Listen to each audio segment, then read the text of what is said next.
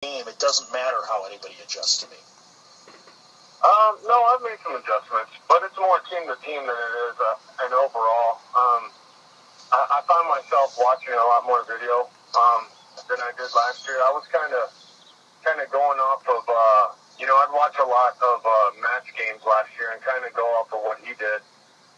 This year I kind of see myself watching more games from more guys around the league and just trying to adjust off of that. But the big thing is, I'm just trying to hit Buster's glove as many times as I can, and it's been working. And like I said, I'm just trying to stay out of the middle plate as much as I can.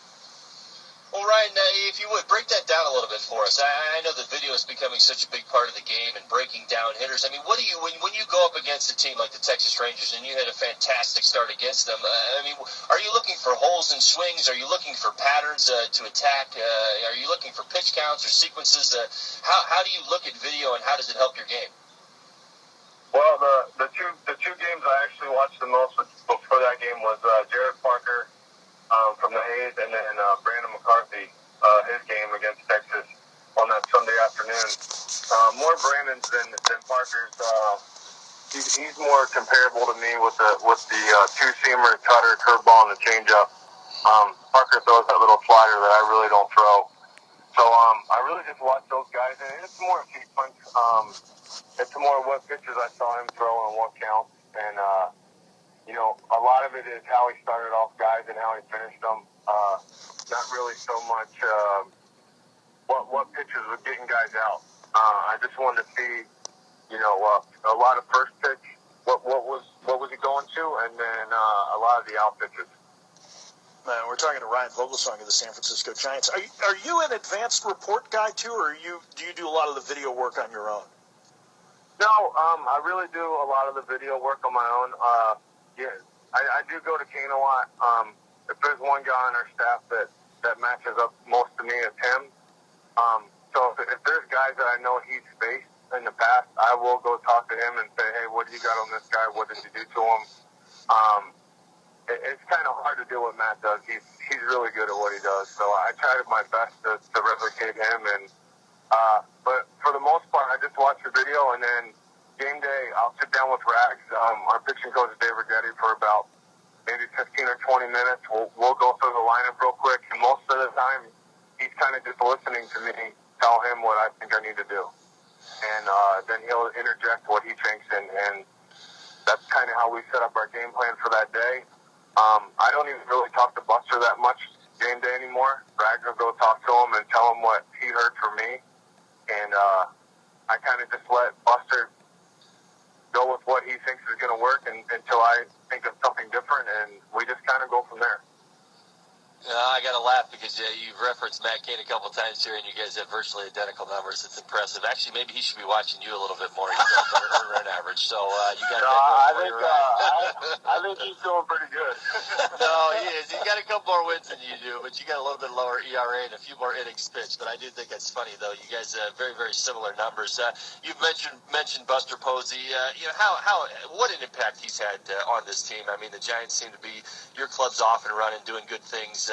Again, in the discussion, chasing down the Dodgers right now. But talk about Buster Posey and what he's meant to not only the team between the white lines, but also the clubhouse.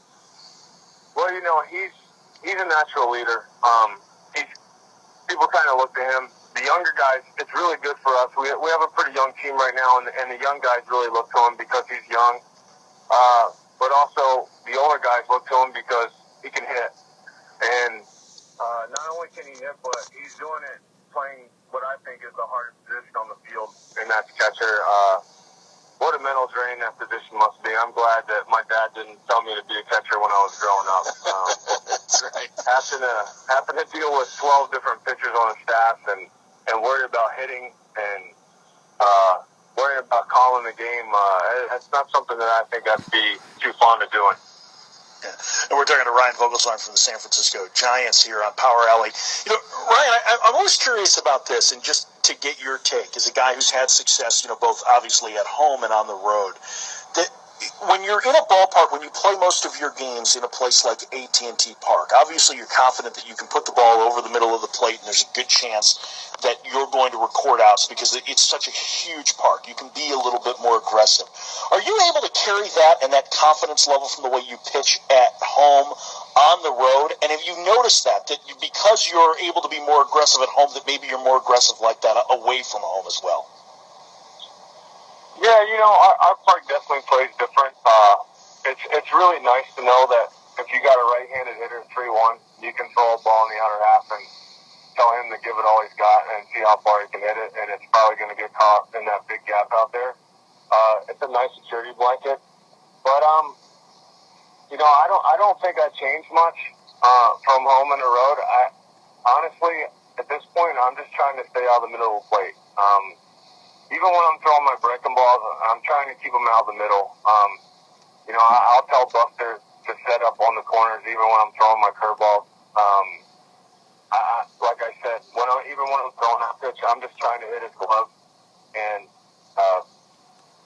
I've been pretty fortunate and pretty lucky that the times I've missed in the middle, they've hit the ball right at people.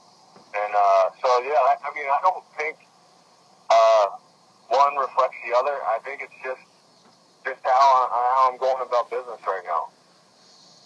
Yeah, Brian, I'm going to ask you real quick about Barry Zito. Now, you've got a pretty good view of what he's doing. I mean, clearly this is he's got it turned around.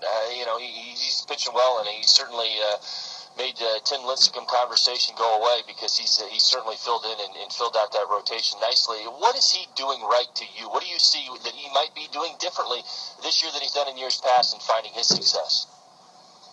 Well, I mean, as you guys know, confidence plays a lot in this game, especially at the big league level. And I think the fast start was tremendous for him. It's given him a lot of confidence that I didn't see in him last year. But I tell you what, his stuff is a lot better than it was last year. I played a lot of catch with Barry last year, and I played a lot of catch with him this year. And I tell Cain all the time in the dugout, I don't know what he's doing different, but his stuff is 1,000 times better than it was. His changeup's hard. Even when he's telling me it's coming and he's throwing it to me, it's hard to pick up. His two-seamer's moving a ton. He's got this cutter going right now on both sides of the plate, and his curveball is a lot sharper than I saw it last year. So I don't know what he really did different, but his pitches are a lot better. And I think it just has a lot to do with trying to watching a lot of video, trying to revamp his mechanics a little bit. And I know he's a little bit heavier weight-wise this year, so I don't know if that has something to do with having a little bit more power driving towards the plate. But his pitches are definitely better than they were. Yeah, another moment here with Ryan Vogelsong of the San Francisco Giants. You mentioned the cutter with Barry. I mean, you throw one too. Do you ever? What's your take on the cutter as a pitch to use? And do you ever worry about guys maybe overusing it at times? I don't think so. Because to me, it's a fastball. It's not. I don't think you can overuse a fastball. Really. If you can locate it. To me, it's the same thing. You're just throwing a fastball and pushing your fingers through it. That's all a cutter is. I think if you start throwing a bigger one, it gets more sliderish, and it's not real sharp. Yeah, I think you can overuse it. But if you're throwing a true cutter that's basically a fastball, I don't think you can overuse that pitch. Ryan, I want to ask you a little bit. Again, you get a daily view of what's going on with the Giants in this offense. Certainly looking a little bit stronger this year. The home runs, listen, they're not going to be there. I'm not going to fall in love with them. Certainly haven't before in the past when you talk about the Giants and the ballpark that you guys play 81 ball games in. But there, to me, seems to be a little different sense that there's the ability to generate offense, to generate some runs. Cabrera's come on board. Pagan's come on board. You've talked about the outfield defense, which has been there, maybe even a little bit better, taking it to the next level. But as far as this offense goes on a daily basis, has it been more impressive to you this year than it has maybe been in years past? Yeah. Obviously, I was only here last year. I didn't see 2010. I wish I would have been there for that, but I just kind of see better all around at bats. Obviously our speed is a lot better this year, and I think that's helped us generate runs. I know just in the 3 days we were in San Diego, I think we had 8 or 9 hits that didn't even leave the infield. And that's just basically just flat speed, just beating the infielder's throw to first base. So I think that's played a big part. But, I see better at bats. I think last year we just got into a groove where it was press mode. Guys were trying to do way too much because we weren't scoring, and everyone wanted to be the guy to pick everybody else up, and it turned into bad at bats. But that's what I see. I mean, Buster's a big thing. I told somebody the other day, they said, what's the most impressive thing? Because obviously this year is really my first long look at Buster as a player, and I'm like, he never gives away at bat. But I see that from a lot of our guys. I see guys going up there and having quality at bats and battling, and even when we're making outs, they're usually hard outs or a productive out, and I just like the way our guys are going about their business. Another moment here with Ryan Vogelsong and the Giants. We have to ask you a little bit about Tim Lincecum. I mean, you talked about confidence being such a key to Barry Zito and his success, and obviously, you would forgive Tim if he were a little bit lost inside his own head with what's gone on over the last month or so. What have you seen from him, and how is he holding up? Because this is obviously the first time that he's really been through something like this to this extent. He's holding up good. I actually have had a few conversations with Tim, and I just told him, I said, listen, bro, you got to battle through this, and the harder you battle doesn't mean it's gonna change itself the next time. As much as you want it to, and as much as you think that next start's gonna be the one that breaks this thing open, it might not be, but that doesn't mean you stop working. And he realizes that, and he kind of sees right now that when things aren't going good, the little things that used to go right go wrong. Balls. He broke Cameron Maben's bat in San Diego and cost him 2 runs because it flared in over the infield. And yesterday, Kinsler hits a ball down the line that was almost foul. And, I just keep telling him, you're going to come out the other side. You're way too good of a pitcher to not come out of this. Guys that aren't good pitchers don't come out of it, but guys that are good, and I just keep telling them, you're really good. So you're going to come out of it. But you got to fight. And you got to stay with it, and he's going to be fine. He's really strong mentally. Obviously, this is the first time he's been through stuff like this, but he's doing good. And I really liked the way he threw the ball yesterday. He had a couple plays that could have gone his way and probably changed the game. And like I said, that's kind of what happens when you're struggling a little bit. But Timmy's going to be all right. Ryan, do you get the sense, we're talking about Tim Lincecum here, and this isn't really necessarily maybe a reflection on him, outside of the fact that he set the bar so high. I mean, do you think that maybe that's part of the problem? Because that bar's been set so high. And in my playing days, it was like watching Mike Piazza struggle. It was like it was hard to give you answers, buddy, because you've done things in this game that I really can't even relate to. You've been so good, and Tim has definitely set the bar up there to where we put him in such lofty positions. It's almost the sense that he really maybe has no place to go or a point of reference or somebody to help get him right, because again, he's done so many things in this game so well for so long that he's beyond that conversation to some extent. Absolutely. The guy's track record speaks for itself. So the fact that he's struggling, like you said, like Piazza when you were with him, you don't really know what to say. And in Timmy's case, it's even worse because his mechanics are so much different than everyone else.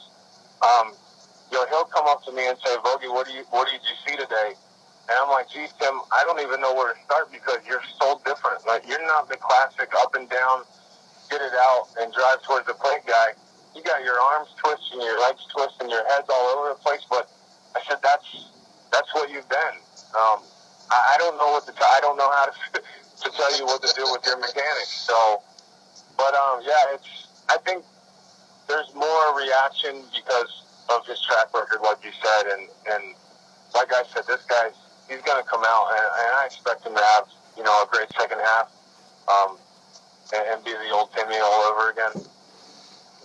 Hey, Ryan, before we let you go, and we appreciate the time. It's been fantastic talking to you, but I got to ask, 1 for 23 at the plate. Career 205 hitter coming into the year. Do you feel like you're pressing a little bit? Seriously. Well,